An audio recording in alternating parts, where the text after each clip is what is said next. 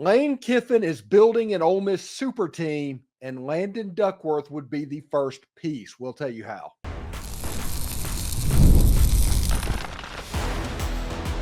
You are Locked On Ole Miss, your daily podcast on the Ole Miss Rebels. Part of the Locked On Podcast Network, your team every day. Welcome to the Locked On Ole Miss podcast, the most watched Ole Miss podcast around. I'm your host, Steven Willis, a 10-year veteran member of the national media with Yahoo Sports and a former Ole Miss staff member as well. Today's show dives into the growing buzz around Ole Miss football recruiting as Lane Kiffin and his staff continue to make waves. Ole Miss is emerging as a front runner in the recruitment of Landon Duckworth, according to Chad Simmons on On3, and the frequent visits by the elite quarterback prospect are beginning to solidify the Rebels as the team to beat.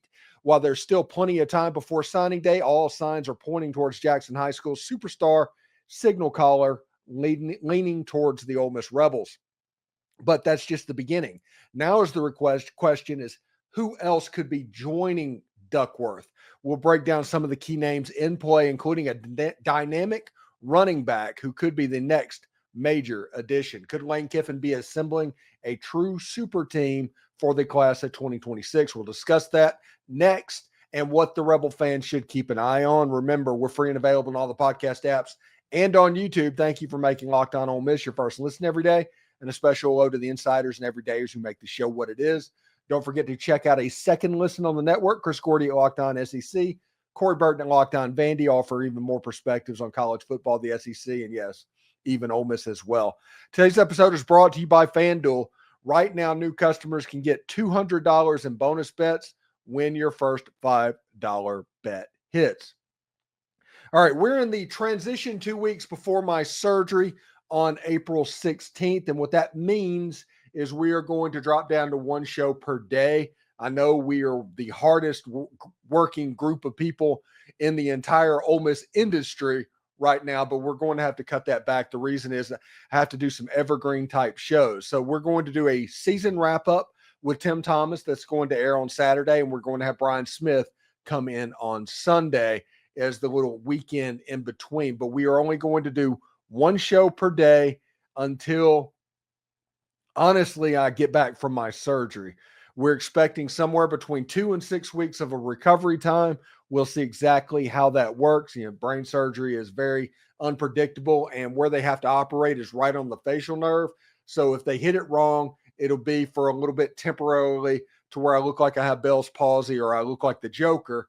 We're not exactly sure how that would look, but that's the reason I can't put down a firm timeline of when I'm coming back. The thing about it is I will be back. And I'm planning on going to SEC Media Days this year as my triumphant return of being back. But Brian Smith is going to handle you Monday, Wednesday, and Friday while I'm out. I will have an evergreen show that's put up on why I hate all the SEC opponents that Ole Miss is playing this year. And the Locked On SEC people said that they would do a show about Ole Miss specific to release on Thursday. So we'll see exactly how that goes. Thank you for your patience. If you're wondering what you can do, watch the videos. Everything that goes out, watch that. Tell a friend to watch it. All the Ole Miss content is going to be fine. If you want to do a little bit more, join our subtext community. The link is down in the description. It's only $5 per month, but that in lieu of a GoFundMe. If you just want to help out, view it as a tip. We're not doing anything on that channel in the near future because of the recovery, but that is an avenue, and 100% of the proceeds of that go to me. It's not one of those split things like everything else to where 80% goes to me. And so it's going to be 100% going to me. So that join subtext link down in the description is the way for people to help. So this past week, I did a full week entirely on basketball and did well. Did football season level numbers. And I'm just proud of the Ole Miss fan base for watching everything that was coming out on the Sweet 16 and Ole Miss's run in the NCAA tournament. It fell up a little bit short. That's fine. But one thing's for sure, and even if you ask the Michigan State people after the game, Ole Miss is going to be here to stay. So over the last week, because we were so focused and hyper-focused on basketball, some football stuff fell between the cracks. And including that is Landon Duckworth, the top quarterback prospect on Ole Miss's board. If you ask Landon Duckworth, he's the number one prospect they're recruiting regardless. He's a number 53 player in the country, according to the On3 composite, the number 6 quarterback and the number 4 player in Alabama. He is the lowest on all the list is On3, has him at 123. The highest is Rivals, and they have him at number 29 player nationally. Really good player. And he did an interview with Chad Simmons over the weekend from On3. And he mentioned that Ole Miss was the leader. He said that Ole Miss was absolutely on top. He did the interview completely decked out in Ole Miss gear. If you want to see it, it's on Twitter. Just look under the Chad Simmons handle. And this was at the OT7 707 competition, I believe. Landon Duckworth is a guy that Ole Miss wants desperately. That's not a surprise. He says, Ole Miss is in a good place with me. They're at the top of the board, Duckworth told On3 and Chad Simmons. When I was up there for a visit, I like the environment and the coaching staff. I went over film with Coach Weiss. I like how they base their offense around their quarterback, and he can run or throw in their system. Duckworth has official visits at Georgia, at South Carolina, at Florida State, and he closes out with Ole Miss on June 20th, already locked in. Ole Miss is sitting in a good spot ahead of his decision. It's expected to be between the end of his official visits and the beginning of the senior season. Ole Miss is right where they want to be with this Landon Duckworth recruitment. And this is an exciting guy. And it's an exciting guy because when he finally locks in, usually quarterbacks are the first piece to fall for a class sometime in January or February. Landon Duckworth's not going to commit until the summer. And all the tea leaves right now are pointing one singular direction. If you just look at the way this is set up, you could probably get pretty good odds that he was going to end up in Oxford. So the real realm that we're thinking right now is what this could mean for Ole Miss. If Landon Duckworth, if Ole Miss closes the deal and Landon Duckworth commits to Ole Miss, how will this benefit Ole Miss other than having an elite quarterback with unbelievable athletic ability? You have a situation where he would drop back to pass from his own 1 yard line and scrambled for a 99-yard touchdown. He was the best athlete on the field playing the quarterback position, and this is with having a high-level running back in the backfield with him. We'll talk about him in just a second. But Landon Duckworth, in my opinion, is already working on who will come with him to Oxford. He is working on building that super team, and there's a lot of things working in Ole Miss's favor at the moment. Mississippi has a really good class to start with.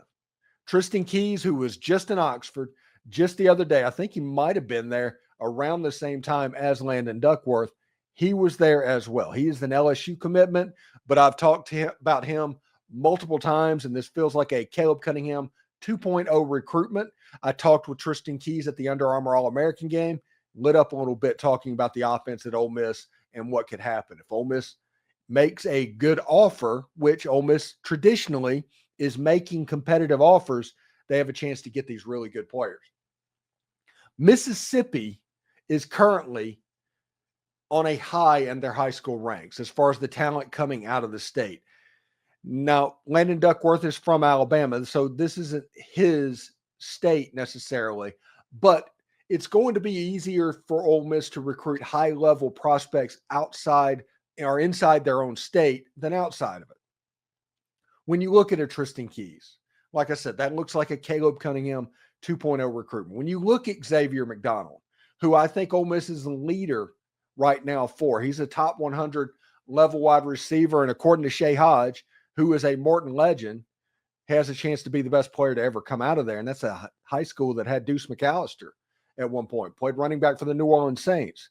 Ezavier McDonald has a chance to be a very special football player. Then you look at the outside, the legacies with Deuce Gerald. It just looks like all of the pieces are kind of fitting together for Ole Miss to create that super team. And the first step, like it always is a high-level quarterback. People are going to ask me, how does this affect Rider Lines, or does it affect Rider Lines? And it doesn't. Ryder Lyons, because he's going on a mission, should be looked at as a class of 2027 quarterback. So it's not going to affect him one iota. You could see a perfect world situation where Landon Duckworth and Ryder Lyons eventually ends up at Ole Miss and they sign in the same class. But this class, because of that mission, is Landon Duckworth's class. He's the number one quarterback on the board for Ole Miss.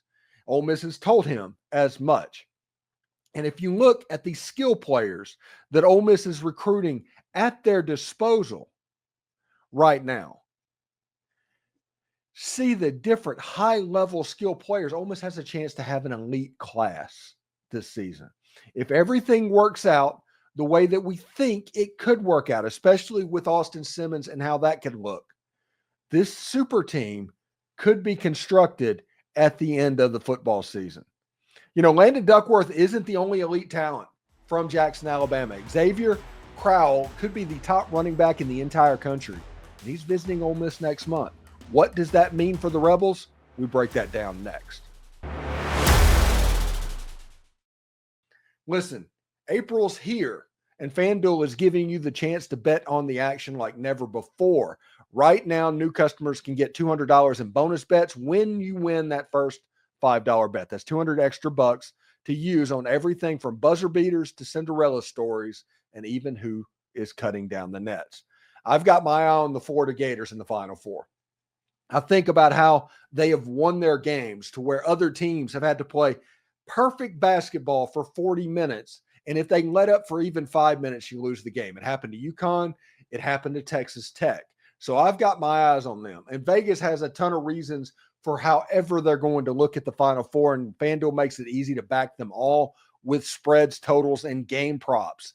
With tournament games happening almost every single day, there's always something exciting to bet on. FanDuel Zap is simple to use, and when I win, I get paid instantly. No waiting around. So visit FanDuel.com and get in on the college football or college hoops action all tournament long.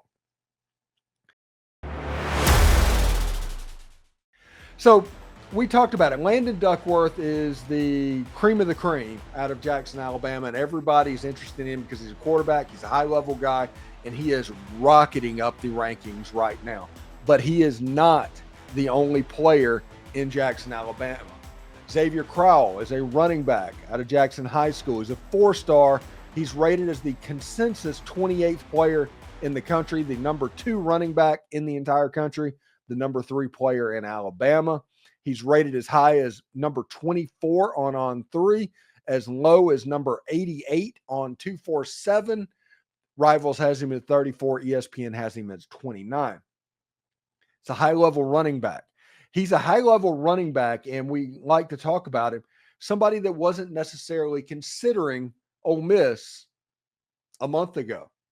He has visits to Ohio State. He has visits to Georgia, Alabama, all of the big boys, everybody that you expect, Texas, all of those schools, they're all trying to get Ezavier Crowell. But this is one of the reasons I think that Landon Duckworth is probably pretty close to committing. He does have his official visits. He does want to see what's all out there. But if you look at his interview in all Ole Miss gear, if you look at the way he talks, the way he is announcing that Ole Miss is leading right now, even though if he isn't committing, it lets you know that he's possibly having high-level conversations with Ezavier Crowell, somebody that is in with these big schools. And he would be the top running back on Ole Miss's board. He'd probably be the top running back on everybody's board. But Ezavier Crowell has a chance to be a really elite player. And Landon Duckworth is working on him.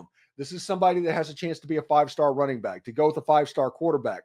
We talked about Tristen Keys as a potential 5-star wide receiver.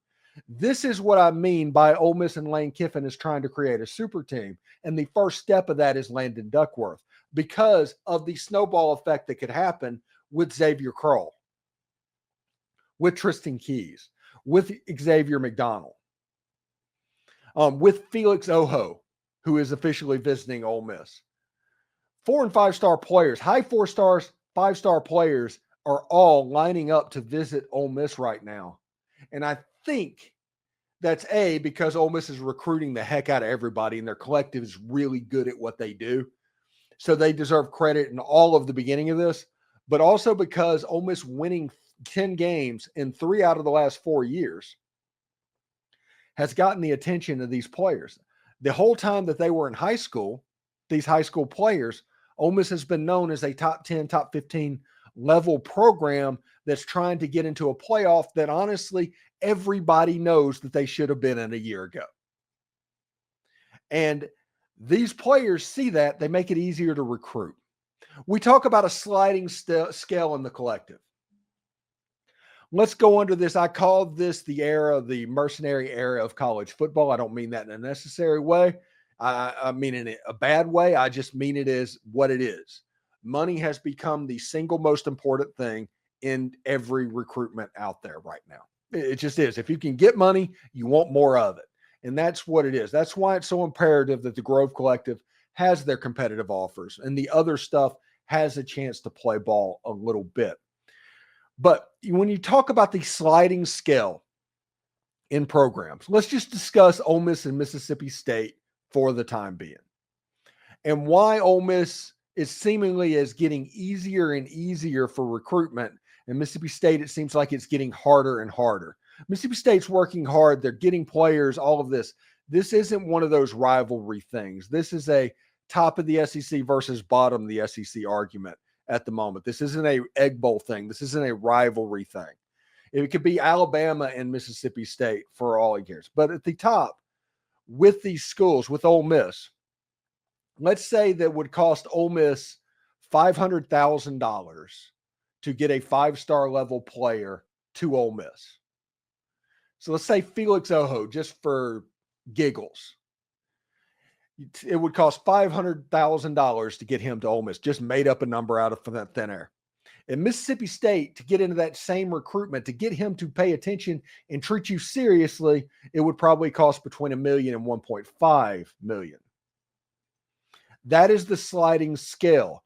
Why being good is so important. Why this is absolutely the worst time to be struggling in any sport. If you're struggling right now, it is going to be increasingly harder to get yourself up off of the mat. That is just the way it works. And right now, Ole Miss is using that because they get the benefit of the doubt for being a competitive program. They're putting in competitive offers with what's going on. All of that means that top level, high level, elite prospects now look at Ole Miss in a way that they haven't in the past.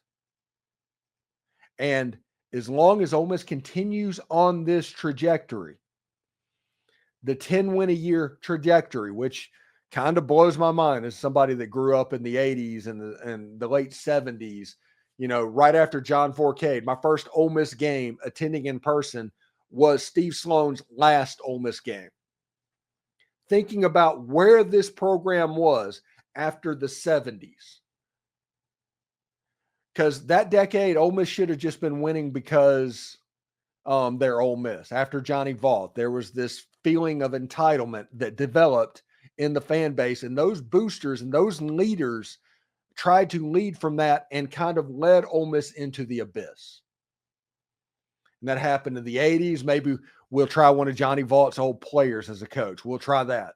And then went into the 90s, and all of a sudden, after they went on probation in the mid-90s, that is when everything needed to change. That's when Robert Kayak came in.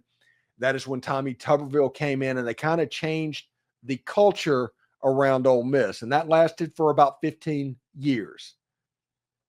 Then Hugh Freeze came in and changed the culture even a little bit more, and that lasted about 4 years until stuff happened. And then Lane Kiffin came in, and he just didn't care about Ole Miss's previous culture. He didn't care about uniforms. He didn't care about anything other than winning. And that became contagious. You talk about teams and players taking on the personality of their coach, but the fan base and the boosters and everybody else also took the identity of their coach. And that's happened with Chris Beard in basketball as well as we speak. And you look at what Ole Miss is doing. They've won 10 games, 3 out of the last 4 years. They just finished the Sweet 16 in women's basketball and men's basketball. And the baseball team's like 21-6 right now. This is the golden era of Ole Miss sports, and they are right on the cusp of doing some really, really special things. So whenever I talk about building a super fan, that is or super team, that is the background to which I'm talking about, to where high school players see that energy. 95% of social media right now is projecting your image, not lying to people, not just all propaganda. But if you have energy of positivity, you know how to put out good stuff right away. You find a way to take some really cool stuff and put that in the fans' eyes, that will help you in recruiting. And that's one of the things I'm most proud about what I do. Since I have been at Locked On Ole Miss has gone to a Sugar Bowl, which that was a big deal against Baylor. They've been to a Peach Bowl and won a game against Penn State. Last year, just bludgeoned Duke. When again in a season that they should have made the playoffs. They've done multiple Sweet 16s with Coach Yo, who's been on my show, and Chris Beard in his second year has gotten Ole Miss to the Sweet 16 men's team for only the second time. And also Mike Bianco has won a national title in baseball. This is a golden era of Ole Miss football. When people look at this era in 30, 40 years, they're going to do it the same way that we did about the late 50s, early 60s. All that is left for Ole Miss to do is to win something. And you're going to do that with players, not plays, as Coach Beard says. And building a super team like this, not only is it possible, it's kind of trending towards probable right now. But there's a long time in high school recruiting as we speak about it. So when we come back in our final segment, the basketball transfer portal window is wide open. After Ole Miss's Sweet 16 run, they're looking at some big-time prospects, trying to make some headway. We'll break it all down next. The NCAA tournament is here, and so is the Bracket Breakdown. Locked On Podcast Network and Amazon Fire TV channels are teaming up to deliver NCAA tournament coverage like never before. Watch studio shows featuring former players and Locked On's local experts as they guide you through every upset, buzzer beater, and bracket matchup. Stream it all for free on Amazon Fire TV channel. Search Bracket Breakdown to see it all for free. It's your team every day.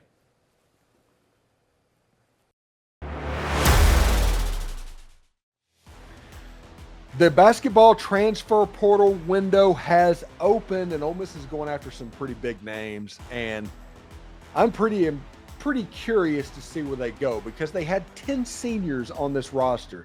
You're losing some program stalwarts like Matthew Morrell and Jamin Brakefield. You're losing some guys that gave their all to the program. They're going to be a legend that's talked about 20 years from now in Sean Padula. You're losing somebody like Dre Davis, who was just kind of a do-everything type basketball player for Ole Miss. You're losing a Devin Barnes, who, even though he's a 1,000-point scorer, decided he was going to be a lunch pail defensive player for Chris Beard and this Ole Miss team. After the game in the Sweet 16, Chris Beard got emotional talking about what this team did in not only changing the expectations of the program, but also changing the perspective. And I mean, inside the fan base, changed the perspective. This season, I decided that I was going to start doing postcast after every SEC game. And when Ole Miss won a game, you would get about 1,000 views. When Ole Miss won, close, January, February, that would happen. Unless Ole Miss beat Alabama or Tennessee, it wasn't necessarily going to spike. When you lost, you would get the standard 350 to 500 views on a basketball video back in early January. And then it started to change a little bit after the second Auburn game, before the SEC tournament. When Ole Miss beat Tennessee, things kind of started to change a little bit at that point. Ole Miss winning the game against Oklahoma, playing well and getting the job done against Arkansas in the SEC tournament. Losing to Auburn, but playing pretty well and just not shooting well. They lost that game. And then you get to the NCAA tournament, and they just blasted North Carolina, and they blasted Iowa State. And honestly, if Sean Padula doesn't get into foul trouble in the first half, they probably beat Michigan State as well. And that made the whole country get put on notice at the point of what Ole Miss basketball was. And as long as Chris Beard was in town, it was going to be problematic. Well, the benefit is the transfer portal opened up the week before the Sweet 16. So all of the top players, they probably had an initial group of teams that they were looking at trying to get involved with, but Ole Miss might not have been on that list, but Ole Miss is going to move up pretty quickly. You know, South Carolina transferred Nick Pringle says that Ole Miss has reached out to him. Everybody might remember Pringle kind of showing out against Ole Miss in that South Carolina game. Really good player. He's a big type player. He did a lot of work near the basket. LSU transfer Corey Chest. He was at jumping jack down low in that game. Ole Miss has reached out to him as well, but that isn't it. That isn't the upper shelf of what is going on. Ole Miss has reached out to the Sun Belt Player of the Year, Tayton Conorway. He was a guard from Troy, 6'3", just kind of a bucket maker, but he kind of fits what Chris Beard does. He is somebody that Ole Miss needs to bring in to replace a Matthew Morrell or a Juju Murray or a Sean Padula, and also increase your height a little bit. Padula and Murray, really good players, but it would have been nice if they were 6'3" and not 6 foot or 6'1".